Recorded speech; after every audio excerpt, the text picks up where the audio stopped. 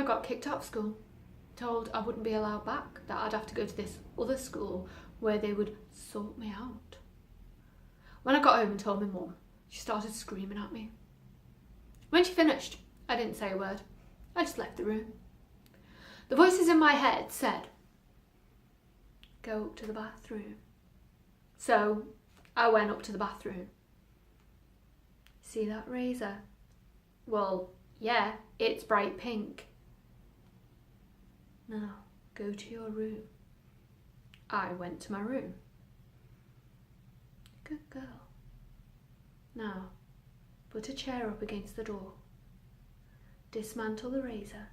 Get rid of all the plastic till you have just the blade left. And you know what you have to do now, don't you? So I sat there and I basically chopped away at my arms. I drew one long line straight up and then lots of smaller lines across it, so it looked like one of those old-fashioned telegraph poles you see in American films. I took quite a lot of care to make sure those lines were symmetrical. There was a lot of blood, which was quite surprising, really. But the voices in my head said, well done, good girl. So the next day, I went to my new school where I wasn't allowed to wear makeup or my own clothes. So when I turned up in the morning, this teacher sat me down, handed me a box of tissues and said, get that stuff off your face. And she took away my hairspray, she put it on the table, and she sat quite close to my face. So I picked up the hairspray and I whacked around the head with it. She called the help and this other teacher comes running in and says, we've got to get you into uniform. Well, one held me down whilst the other one took my jumper off, and that's when they saw the telegraph poles up each arm. They called my mum and said, you've got to take her to hospital.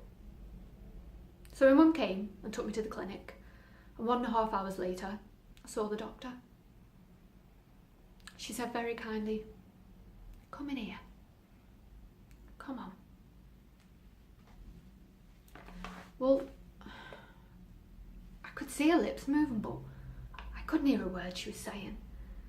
All I could hear were the voices in my head saying, don't listen to her. Listen to us. Whenever I went to see her, I never said anything. She would sit and talk and smile and listen, and she prescribed me these antipsychotics,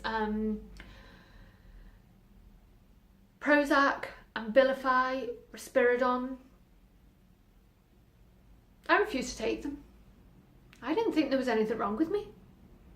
The voices in my head said, you're doing just fine. A1 special. Well, I wasn't sleeping.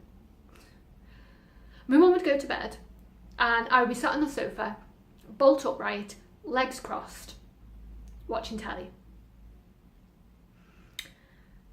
8 o'clock the next morning, she'd come down and I would be sat in exactly the same position, only a pile of bloody tissues on the floor and telegraph poles up my arms. Mind you, after 7 hours of watching the shopping channel, what do you expect?